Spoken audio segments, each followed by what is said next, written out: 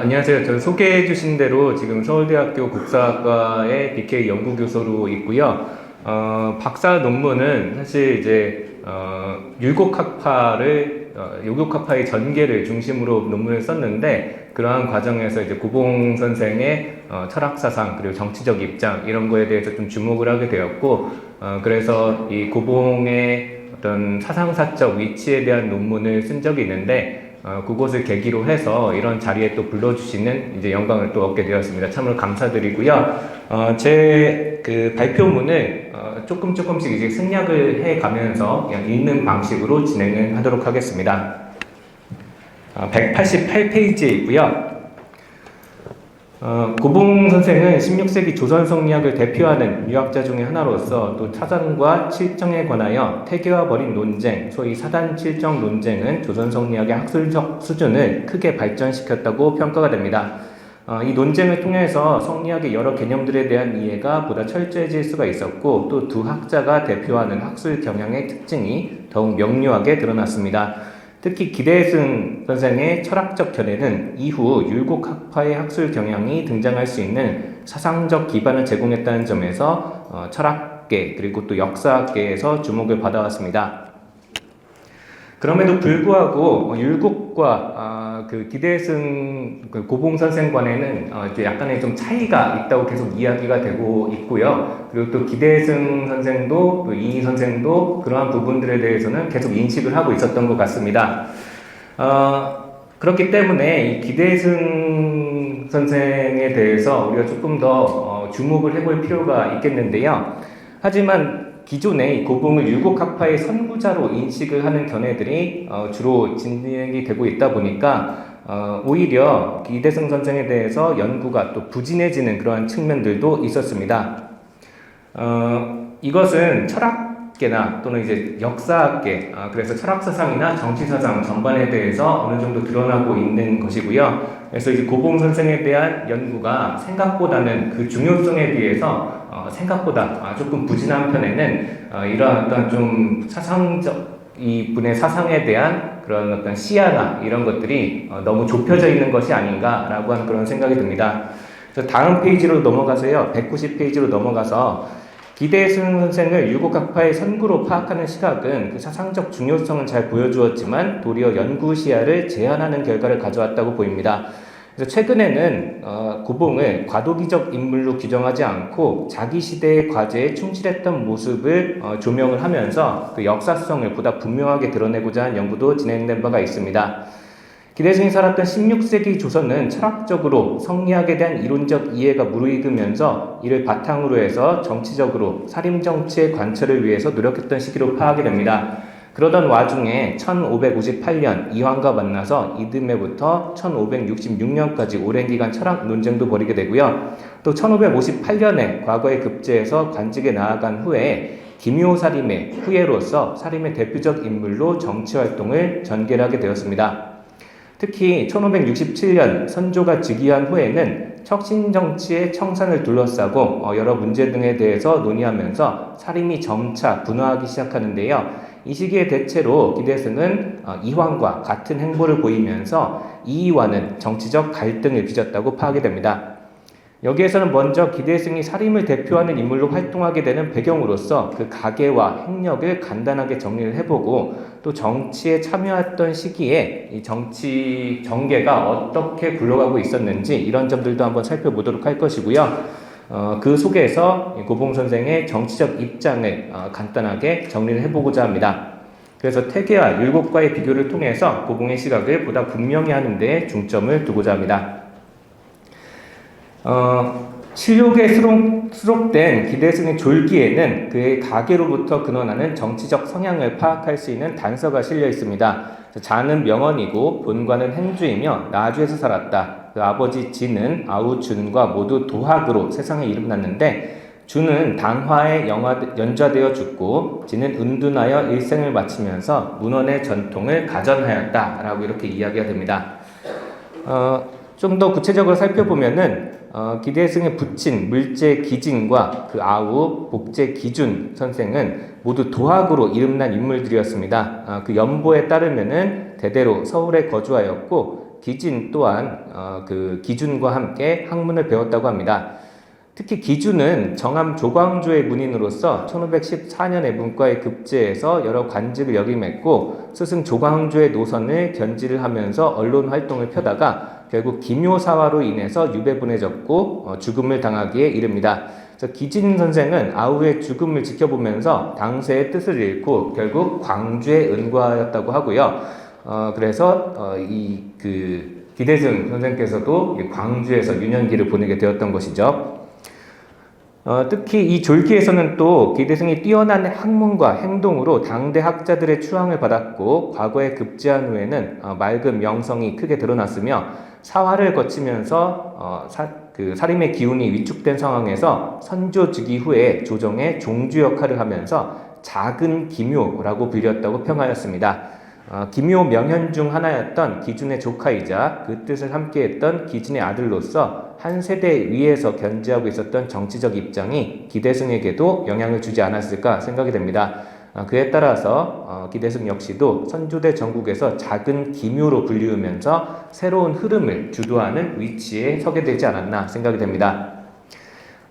그 학문적인 연원을 좀 살펴보면은 7살 때부터 가정에서 수학하면서 학문을 배웠다고 하는데 이 시기에는 아주 특별한 스승을 두지는 않고 가학에 근거하였던 것 같습니다. 그러므로 자연스럽게 붙인 기진의 도학 사상으로부터 큰 영향을 받게 되었던 것 같고요.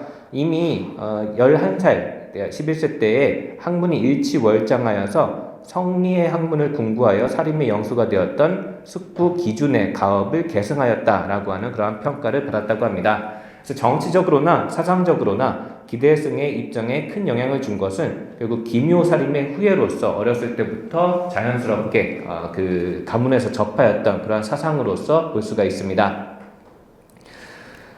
물론 학문적인 성숙을 이룰 수 있었던 것은 여러 인물로부터의 도움이 또 있기도 했습니다. 예를 들어서 17세 때 목사로 왔던 이홍간 그리고 이듬해 목사로 왔던 송순 이러한 분들로부터 배울 기회를 얻었고 또 같은 때에 동계 정희렴 이런 분들한테도 수학을 하였습니다. 송순 같은 인물은 김한로, 윤원영 등 당대의 권신들과 대립하였고 정희렴 역시도 권신 김한로 일파를 비판하는 언론 활동으로 인해서 탄핵을 받았던 인물이기도 합니다. 기대승의 스승으로 꼽을 수 있는 이러한 여러 인물들의 성향 역시도 그가 나중에 보일 정치적인 행보에 어느 정도 영향을 주었던 것으로 생각이 됩니다. 특히 그 나이 19세 때 을사사화가 벌어지게 되는데요. 이 을사사화가 벌어지면서 여러 사림이 피해를 입자 고봉 선생은 종일토록 식음을 전폐하고 눈물을 흘리면서 두문불출하다가 스스로를 경계하는 글을 지어서 자신의 학문이 조금 더 진척되기를 바랐다고 합니다. 이에 지나간 일들을 편차하여 행해온 일들이 어떠했는가를 추적해서 한편으로는 경계를 하고 한편으로는 권면을 하고 또 스스로 좋지 않은 때에 내가 태어났음을 슬퍼하는 바이다 라고 이렇게 이 글을 지은 이유를 밝혔는데 사화를 목도하면서 학문의 정진을 통해 세상을 바꾸고자 했던 그런 시대 인식을 엿볼 수가 있습니다. 그래서 학문의 이 자경서를 지으면서 학문에 매진한 이듬해 고봉 선생은 진사시에 합격을 하게 되고요. 그래서 이듬해 성균관으로 유학을 합니다. 그리고 7년 뒤인 1558년에 문과에 합격하였다고 합니다.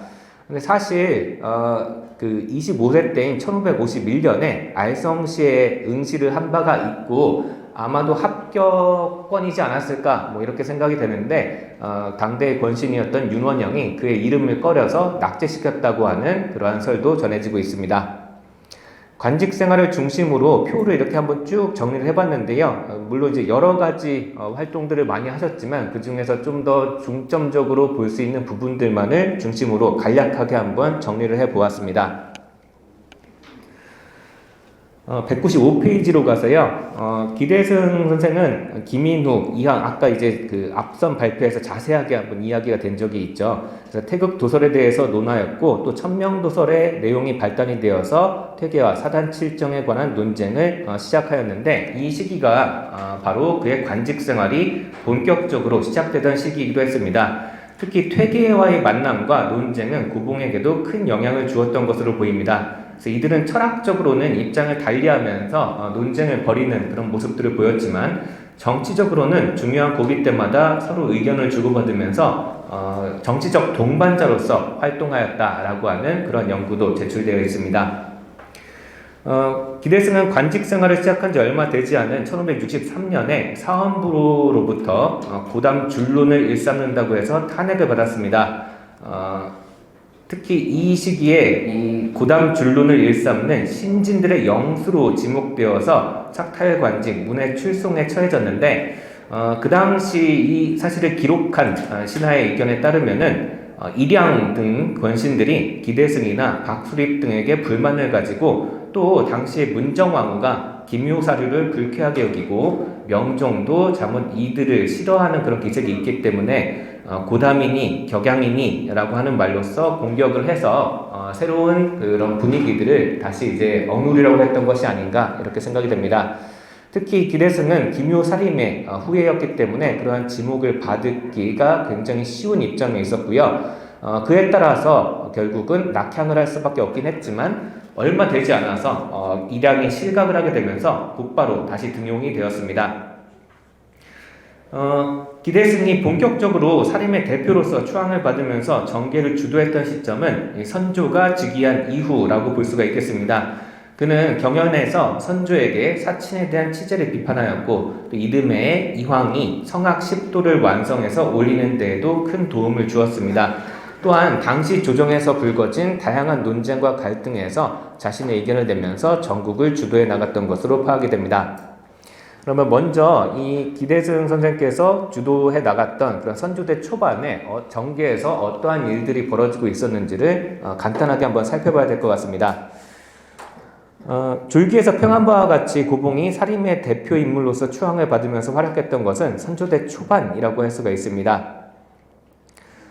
이 선조 초반의 전국은 구신과 신진 관료 간의 갈등이 첨예화된 시기로 평가받습니다. 명종 말년에 윤원영 등 권신을 대표하는 인물들이 축출되었지만 이 세력들이 여전히 조정에 복귀할 틈을 엿보고 있었고 명종 또한 문정왕후 승하 후에 위축되었던 자신의 권한을 강화하기 위해 이들을 다시 조정으로 불러들이려는 그런 생각도 가지고 있었습니다.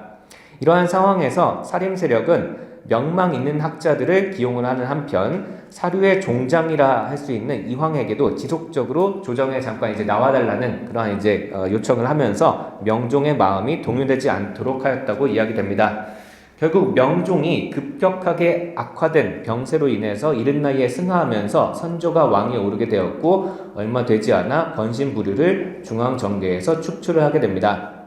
선조 초년에 이르면은 명종대를 대표하던 권신들은 정치적 영향력을 더 이상 행사하기 어렵게 되었지만 구체제, 이들이 대표하고 있었던 구체제의 혁신을 둘러싸고는 다시 이제 개혁 세력들 간의 신구 갈등이 새롭게 전개되었다고 합니다. 그래서 구신과 신진사류는 권신 제거에는 서로 협조하였지만 또 신진사류들의 권신 체제에 과감한 혁신을 주장하였던 것과는 다르게 구신에 속했던 대신들은 과감한 혁신에는 미온적이었던 것으로 생각이 됩니다. 애초에 이들은 정치적 배경이 조금 달랐던 것으로 파악이 되고 있고요. 그렇기 때문에 국정 운영에 대해서도 입장을 달리하게 되었던 것 같습니다. 대체로 구신 세력이라고 하면은 누구를 지칭을 하느냐? 바로 중종 연간에 등관을 해서 명종 연간에 권신 아래에서 관료 생활을 하였지만 권신들과 또 밀접하게 연결되지는 않았다는 그런 점에서 이 사람들하고 차이는 있는 이런 집단을 바로 이제 구신 세력이라고 부르게 됩니다.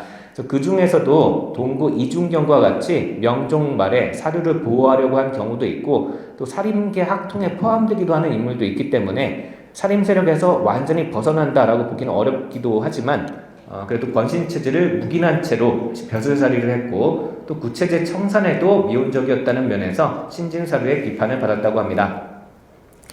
신진사류는 대체로 구신계열보다는 늦은 명종 이후에 정계에 진출하였던 인물들을 신진사류라고 부르는데 그 중에서도 이 신진사류를 두 부류로 나누고 있습니다. 하나는 명종 전반기에 벼슬길에 나왔지만 권신체제를 비판하면서 쫓겨났다가 복직되기도 했던 그러한 인물들이고요. 그래서 이들은 명종 말년에 권신 축출에도 앞장섰고 선조대에 이르면은 대체로 당상관의 관직 정도에 올라가 있었으며 신진사류들을 영도하는 위치에 있었다고 파악이 됩니다. 바로 기대승 선생이 바로 여기에 이제 속하는 인물이었고요.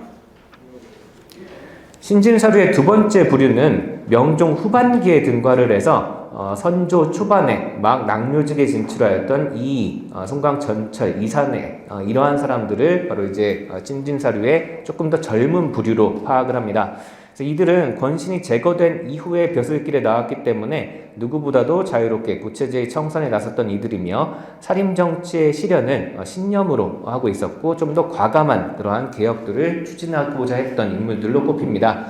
이러한 인적 배경으로 인해서 이 시기에 구신계열과 대립하였던 신진사류 중에서도 기대승과 이의 세대는 차이가 나게 되었고 그에 따라서 입장 차이도 어느 정도 존재할 수밖에 없었던 것으로 보입니다.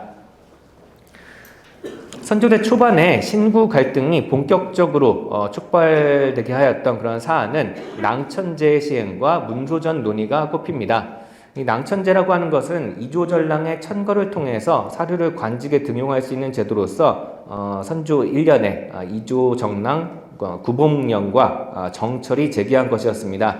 그래서 당시에 권간이 벼슬길을 좀 흐려놓아서 혼탁했던 상황에서 그 폐단을 바로잡기 위해서 이조판서였던 이탁이 정철의 주장을 따르게 되면서 구신계열의 반발을 불러오게 되었습니다. 그래서 구신계열에서 이조판서를 차지하면서 낭천제를 부정을 하려고 하니까 구신과 신진사류 간의 갈등이 격화되었고 그래서 이후에 낭천제는 결국 폐지와 설치 이런 것들이 반복이 되다가 신진사류의 영향력이 확대되는 추세 속에서 점차 정착되기에 이르렀다고 파악됩니다.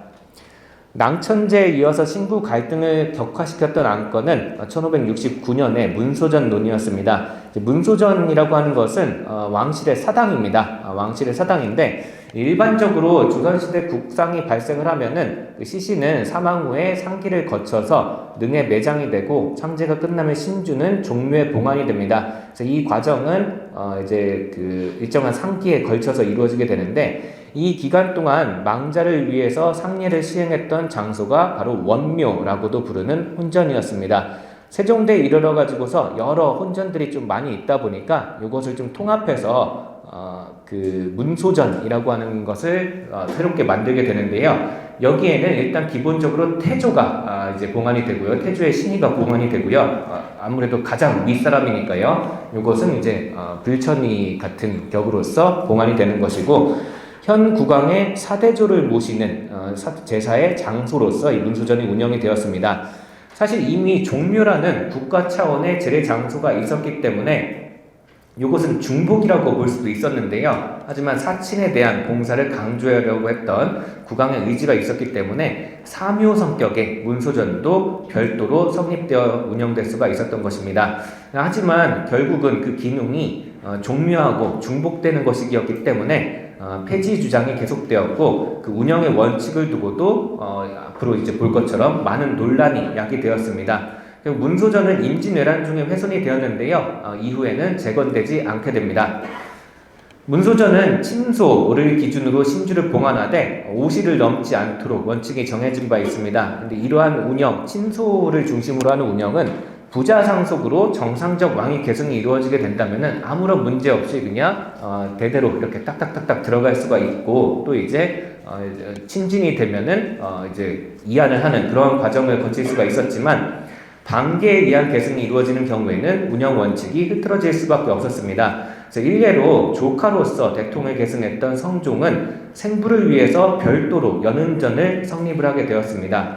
또 동생으로 왕위를 계승했던 명종은 친소를 기준으로 해가지고서 문소전이 운영이 돼야 된다라고 하는 그런 원칙 속에서 자신의 이제 형이었던 인종을 연은전에 모시게 되었습니다. 연은전이 이제 문소전에 모시지 않고 연은전에 모신다라고 하는 것이 약간 이제 격이 떨어지게 된다라고 하는 그런 생각도 될 수가 있는 것이고요. 그렇기 때문에 인종을 연은전에 모시게 된다라고 하는 것은 결국은 정통성을 훼손할 수도 있는 것이었다고 생각이 됩니다.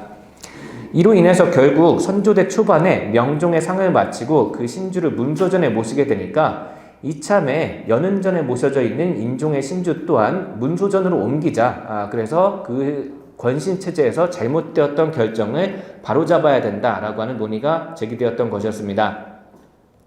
영의정 이중경 등도 기본적으로는 구신 세력이죠. 그래서 이 인조의 문소전 부재에 찬성을 하였지만 문제는 문소전이 이미 꽉 찬 상황이었기 때문에 신주를 놓을 자리가 부족하다는 것이었습니다. 그래서 구신계열은 형세상 증축이 어렵다라고 하는 이유로 결과적으로 인종을 합부하지 않으려는 그런 의견도 내게 됩니다.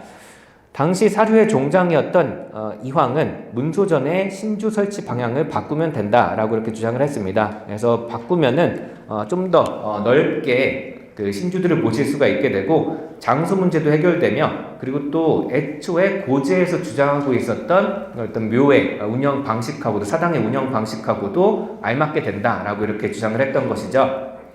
또한 이황은 혈통론에 입각해서 인종과 명종을 동의로 보고 같은 위치로 보고 함께 모셔야 된다라고 하는 그런 기대승의 제안에도 따르게 되었습니다. 이는 현실적으로 인종을 문소전에 부재를 하자, 부재하는 것이 일단은 중요하다라고 하는 그런 점에 중점을 두고서 그의 인종의 정통성이 부정될 소지를 막고자 한 것이었습니다. 한편 신진사류 중에서도 아까 그 구분에서는 조금 더 후배에 속하였던 이인은 이황과 기대승의 논의하고는 다르게 나중에 이제 소목을 위차에 따라서 재배하라는 게 맞지 않았나라고 하는 그런 의견도 냅니다. 그래서 주자의 의리론에 따라서 임조와 명종을 형제로 보지 않고, 실제로는 형제지만 일단 대통을 구성하는 과정에서 부자 관계로 파악하는 것이 조금 더 옳다라고 보고, 인종에게도 별도의 위치를 부여를 하는 것이 중요하다고 이렇게 생각을 했던 것이죠. 그래서 이 같은 경우에는 원묘제 자체는 부정되어야 하고, 그러니까 문소전 자체가 애초에 좀 잘못된 방식이다라고 이렇게 이야기를 했지만, 하지만 현실적으로 협하기 어려운 상황에서 이황과 같은 고명한 학자가 문소전을 유지하는 가운데 고려의 정신을 행하기 위해 노력한 것을 높게 평가하기도 하였습니다. 그래서 결국은 이황과 기대승과 같이 인주의 문소전 부재 자체는 주장을 하면서도 조금씩 견해를 달리했던 그런 차이를 보여주는 것이기도 합니다. 문소전 논의에서 결국 이중경은 인종이 한 해를 넘기지 못한 임금이므로 그대로 연은전에 두자라고 하는 주장으로 나아갔고, 기대승은 이중경을 윤원영이나 이기 등의 을사권간에까지 비유를 하면서 거세게 비판을 하였습니다. 그래서 이는 다시 구신들의 불만을 가져오게 되었고요. 결국 문소전 논쟁에서 인종의 신주를 명종과 함께 모시기로 하면서 신진사류의 입장이 관철되긴 했지만, 그 논의 과정을 거치면서 갈등은 점차 격화되었다라고 이야기가 됩니다. 급기야 1569년 5월에는 구신계열인 김계, 홍담 등의 인물들이 신진사류를 축출하려고 하는 그런 움직임으로도 연결되었습니다. 대세원에 있었던 김계는 경연에 입시해서 김효사와 아주 오래전에 이제 사림이 자신들의 뿌리를 두고 있는 김효사림에 대해서 다르게 좀 평가를 하고자 한 것이죠. 아주 오래전에 이 김효사화가 부박지도에 말미암은 그러한 것이므로 이번에도 과격한 연소배들을 억제해야 한다라고 이렇게 주장을 하였습니다. 그래서 기대승, 정철 이러한 사람들은 이러한 그 김계의 발언을 심상치 않은 것으로 파악을 합니다. 그래가지고 당시에 선조한테 입대를 청해서 선조의 앞에 가서 이들이 신진사류를 제거하려는 음모를 꾸미고 있다라고 이렇게 비판을 합니다. 그래서 결국 김계는 삭탈관장 문에 출송당하고, 이들과 연계되어 있었던 홍담 또한 스스로 물러나서 사안은 정리가 됩니다. 하지만 이는 구신계열과 신진사류의 갈등이 극에 달한 나머지 신진사류들이 당시 상황을 또다시 사화가 일어날 수 있는 위험한 시기로 파악하고 있었다는 점도 잘 보여줍니다. 그래서 김계가 평소에도 이제 그 기대승 선생이나 이런 분들을 포함해서 한 6명 정도를 제거하려고 음모를 꾸미고 있었고, 그것들을 좀 공공연하게 이야기하고 다녔다라고 하는 이런 이야기들이 선조한테도 전해지게 되면서 그 진이나 이런 것들을 두고서 상당히 많은 그러한 어떤 또 이야기들이 오가게 되고요. 그래서 그러한 과정에서 이 김계가 궁극적으로는 사류의 종장인 이황을 겨냥한 것이었다고 파악이 되고요. 그래서 이황 선생 역시도 이 소식을 듣고서는 사화를 두려워하면서 기대승에게 편지를 보내서 몸을 피할 것을 권유하였다고 하기도 합니다. 그만큼 이 기대승, 이황 이 두 분은 당시의 상황을 사화가 또 한 번 벌어질 수도 있는 굉장히 긴급한 상황으로 파악을 하고 있었다는 것이죠. 그런데 또 이런 상황에서 신진사류 중에서도 후진을 대표하는 이 같은 경우에는 김계 사건이 마무리된 지 얼마 되지 않은 7월에 동호문답을 올리면서 보다 근본적인 개혁을 주장을 하고 을사, 사쿤 등 그러한 조정에서의 혁신을 지속적으로 주창한 것은 또 상당한 의미를 가지는 것이기도 했습니다.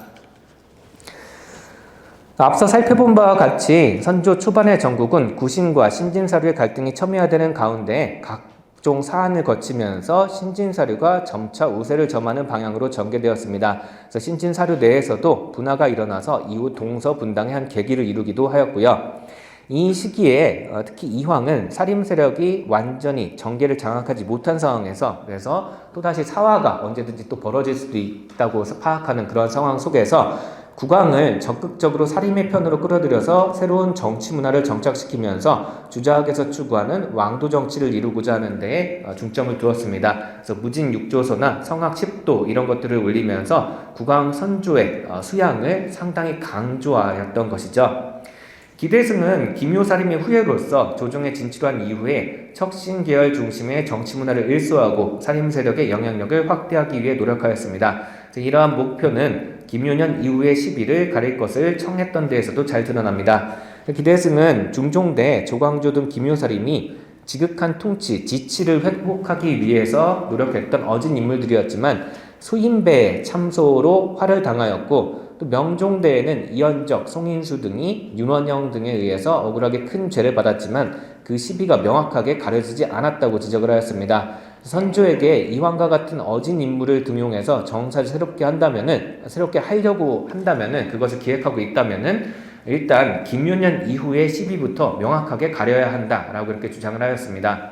그래서 선조가 포은 정몽주에서 김종직, 김갱필을 거쳐서 조광조로 이어지는 동방이학의 도통을 밝히고 또 억울하게 죄를 입은 조광조와 이현적을 추존하여서 인심을 흥기시킨다면은 조정의 분위기를 일신할 수 있을 것이라고 조언하였던 것입니다. 이는 통치자의 도덕적 각성과 살림을 중심으로 한 새로운 정치 문화의 정착을 중시했던 고봉의 정치적 입장을 잘 보여줍니다.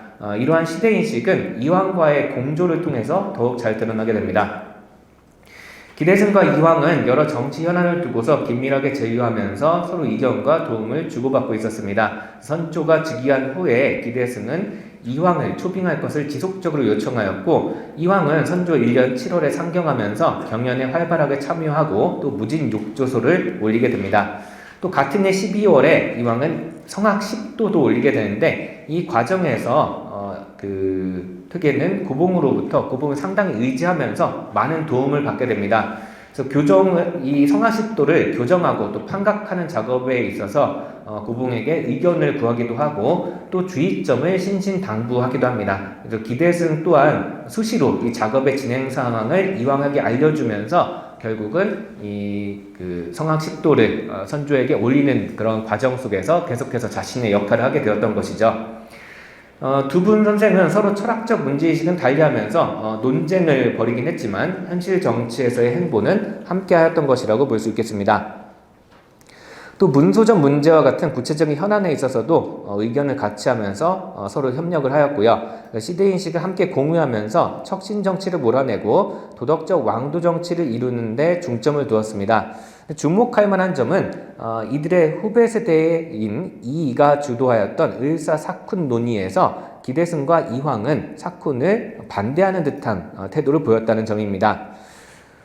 이의 동호문답을 통해서 을사사쿤 주장이 본격적으로 제기되어서 다시 이것을 두고서 대신 세력과 신진사류의 대립이 계속되고 있었습니다. 이때 이황은 기대승에게 을사사쿤 주장이 매우 바람직하지 못하다는 의견을 전달하면서 우려를 표하기도 했습니다.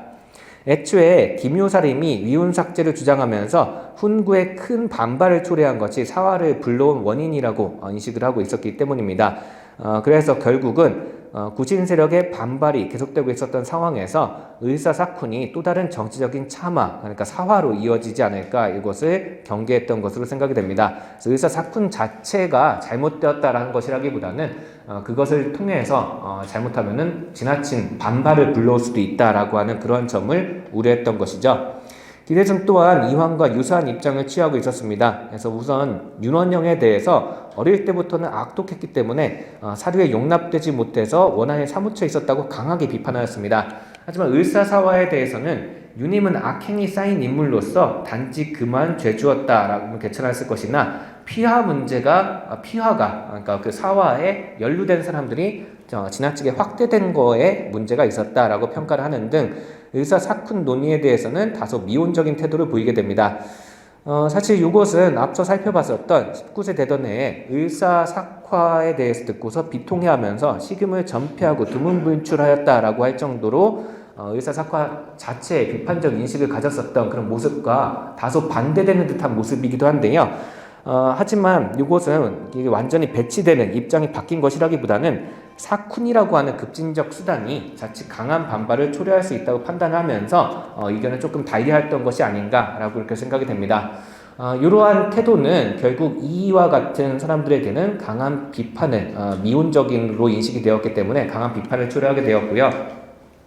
하지만 기대승은 당대 여러 관료 집단 중에서 스스로의 정체성을 사료에 두고 있던 인물로 3대 지치를 위한 개혁 자체에 대해서 분명한 동의의 입장을 표하고 있는 인물이었기 때문에 개혁을 좀 이렇게 개혁에 미온적이었다라고 하는 그런 이의의 비판은 기대승 선생한테는 조금 부당한 측면이 있긴 합니다. 기대승의 정치 사상을 평가를 하자면은 개혁의 공감대를 가지고 있으면서도 급진적 개혁은 반대하였던 인물로 평가할 수 있을 것입니다. 그래서 도학에 중점을 두어서 통치자의 도덕적 각성을 통해서 정치 개혁을 이루고자 했기 때문에 그의 개혁론은 도학적 경세론으로 평가가 되기도 합니다. 근본을 바로 세우는 데 뜻을 두었고 법제보다는 교화를 우선시하였기 때문에 이와 같은 변법 경장파하고는 의견을 다르게 하였다는 것입니다. 따라서 그는 개혁의 취지에는 찬동을 하면서도 경세론의 대체를 언급하였을 뿐 구체적인 절목, 개혁 방안 이런 것들을 세세하게 제시하는 데까지는 나아가진 않았습니다. 이하고는 당호 3대의 지치를, 지극한 통치를 회복해야 한다는 이상을 함께하면서도 차이가 있는 부분이라고 할 수 있겠습니다. 그래서 이 두 인물의 정치적 성향 차이는 기대승에 대한 이의에 다소 박한 평가를 통해서도 확연하게 드러납니다. 기대승의 자는 명언이고 젊어서 문학으로 세상에 이름이 났다. 과거에 급제한 뒤로는 청명이 크게 드러났고 현직에 오르자 사료들이 추중하여 영수로 삼았다. 여기까지는 앞서 살펴봤었던 졸기의 평가하고 거의 대부분 일치하는 것이라고 볼 수가 있겠습니다. 그런데 이제 마지막에는 그의 지론 역시 인순에 힘쓰고 개혁을 좋아하지 않았으므로 식자들이 더욱 취하지 않았다라고 하면서 약간 박한 평가를 내리고 있는 것을 볼 수가 있습니다. 이는 왜 이렇게 기대승을 다소 박하게 평가하였을까? 이것은 결국은 조금 더 개혁을 더 이렇게 추진하고자 할 때 앞서 살펴본 것처럼 강한 반발을 초래할까 우려를 한 그런 기대승의 약간 조심스러운 태도 이런 것들로 기인한 것이 아니었나 이렇게 생각이 됩니다. 이는 기대승이 학문으로 명성이 자자하였고 또 사림의 영수로 부상하였다는 점도 인정을 하였습니다. 그래서 사림이 기대승을 영수로 삼은 것은 조선사회의 개혁을 기대했기 때문이었고 기대승 또한 경세로 자부하였던 인물이었기 때문에 이 역시도 상당히 큰 기대를 가지고 있었던 것 같습니다. 다만 이제 이가 좀 더 본격적으로 개혁을 주도하는 시점에 이르러서는 기대승이 이의식의 개혁에 적극적인 의지를 보이진 않고 오히려 인순에 힘쓰는 경우가 많았다라고 하는 것이죠. 그래서 결국 학문이 실천으로 연결되지 않았기 때문에 이랬던 것이 아니냐라고 이의는 다소 박한 평가를 하기도 하였습니다. 아마도 이런 것들은 의사사쿤 등 이의가 주도를 했던 그런 개혁들에 대한 기대승의 미온적 태도에 대한 평가로 생각이 되고 있습니다. 하지만 이의 부정적인 평가하고는 다르게 기대승이 개혁에 분명한 공감대를 가졌던 것은 앞서서도 살펴본 바이고요. 그래서 급진적인 제도 개편보다는 개혁을 위한 기반을 다지는 것이 더욱 중요하다고 판단했던 것이 아닌가 생각이 됩니다. 그래서 기대승은 뭐라고 이야기를 하고 있냐면은 근래에 쌓인 폐단이 매우 많으니 변혁하는 것도 하나의 아름다운 일입니다. 하지만 신의 생각으로는 그 중에 너무 심한 것만 고치고 성상의 학문이 점차 높아지고 경력이 오래되며 아랫사람들 또한 시험상을 착수하기를 기다린 뒤에야 행하는 일이 마침내 또한 견고해질 것입니다. 이 말은 너무 힘이 없는 것 같긴 하지만 조종주로부터 쌓인 폐단이 상당히 많기 때문에 지금 사람들의 마음을 맑게 하지 못하고 갑작스럽게 그 법령으로서 폐단들을 고치고자 한다면은 또 다른 병통을 낳아서 후일의 폐단을 또 만들어내게 되는 그런 일들이 없지 않을까 우려된다라고 이야기를 한 것이죠. 그래서 폐단을 바로잡는 것이 분명 중요한 일이긴 하지만 급격한 변통은 또다시 폐단을 초래할 수도 있기 때문에 그러한 부분들을 우려한 것이었습니다. 그래서 결국은 사람들의 마음을 바로잡는 것이 기본적인 개혁의 기반이 되어야 된다라고 이렇게 생각을 했던 것이죠. 그래서 그는 당대에 큰 폐단을 낳고 있었던 방납 같은 문제들도 개혁해야 한다라고 하는 그런 점에 대해서는 공감을 하면서도 근본을 덮어두고 만류만을 다스리면은 성사시키기 어렵다라고 하면서 급격한 개혁은 경계를 하였습니다. 당대의 병폐를 바로잡는 데 공감을 하면서도 급격한 제도개혁은 반대하는 기대승의 입장은 근본적으로는 인재를 육성하고 통치자의 도덕성을 함양하는 데 중점을 두고 있었습니다. 그래서 이것을 통해서 마음 수양을 조금 더 군주의 마음 수양을 강조하고 국가의 전례를 바로잡아서 나라의 기강을 부지하고 또 인재 양성을 통해서 사료의 정치적 집결을 강화하는 데 주력하였던 것입니다. 기대승은 비록 이와 같이 구체적인 제도개혁론을 제시를 하는 그런 방안까지 나아가진 않았지만 기대승의 입장에서 이것이 덜 개혁적이다라고 이렇게 볼 수는 없을 것 같습니다. 기대승 역시도 정치개혁에 대한 분명한 지지를 표하고 사림 세력의 정치적 결집을 목표로 하고 있었기 때문에 구신 세력들과는 계속해서 갈등을 빚고 있었고요. 그래서 결국은 김계와의 충돌로 인해서 당대의 정세를 심각한 상황으로 파악을 하고 귀향을 결심을 하게 됩니다.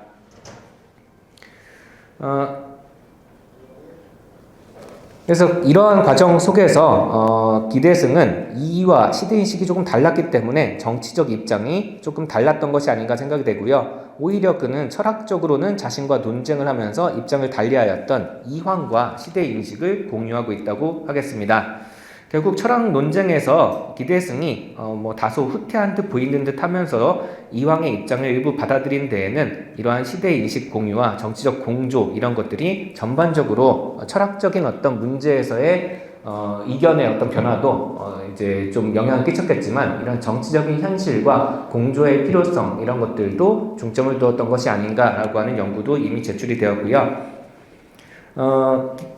그래서 결국은 전대 정치의 부패를 씻어내기 위해서 사림 세력의 공조나 이런 것들을 중시하면서 노력을 했지만 개혁의 구체적인 방법론 등을 놓고서는 후배 사림들과 갈등을 빚었다라고 이렇게 보고 있습니다. 그래서 당시에 이 같은 경우에 당시에 조정 세력을 류속과 사류로 구분을 하면서 기대승을 자신과 동지인 사류로 분류를 하면서도 앞서 살펴본 것과 같이 사류이긴 하지만 같은 사류라고 분류를 했지만 그래도 약간은 비판적으로 평가를 하였던 것입니다. 어디까지나 이것은 이의 입장에 입각한 평가라고 볼 수가 있는 것이고요. 결국 또 다른 사화의 발생을 우려를 하였던 왜냐하면은 실제로 사화나 이런 것들이 어떠한 피해를 보여주고 있는지를 이미 목도한 입장에서 이황과 기대승 두 분 선생은 사화 발생을 우려하고 있었기 때문에 조금 더 그런 사화의 기억으로부터 자유로웠던 이하고는 약간 차이가 있었던 것이 아닌가 이렇게 생각이 됩니다. 맺은 말은 앞서선 이야기들을 조금 요약한 것이기 때문에 마지막 문장 정도만 더 이제 읽도록 하겠습니다. 문단 정도만 읽도록 하겠습니다. 여기에선 기대승의 관점을 통해서 그의 정치적 입장을 살펴보는 데 중점을 두었고요. 새로운 사실들을 하나하나 밝혀내는 것보다는 기존 논의된 내용들을 기대승의 입장에서 새롭게 살펴보는 데 주력한 것인데 이것은 이 발표의 주안점이기도 하고 또 한계이기도 합니다. 그래서 기대승 선생이 상당히 중요한 역할을 했던 분인데 이 정치 사상을 종합적으로 정리하여 제시된 연구가 사실 지금 그렇게 체계적인 그런 연구가 아직 나온 상황은 아니라고 이렇게 생각이 되고요. 많은 연구들이 점차 계속해서 조금씩 보태지고 있지만 아직은 조금 부진한 편이라고도 생각이 됩니다. 그래서 저 역시도 그러한 종합적인 정리 이런 것들까지는 제시하지 못하였고 사안별 입장을 개략적으로 서술하는 데 그친 점도 많은 한계 중에 하나입니다. 추후에 계속해서 고봉 선생에 대한 연구가 또 발전할 것을 기약을 합니다. 이상으로 발표를 마무리하도록 하겠습니다.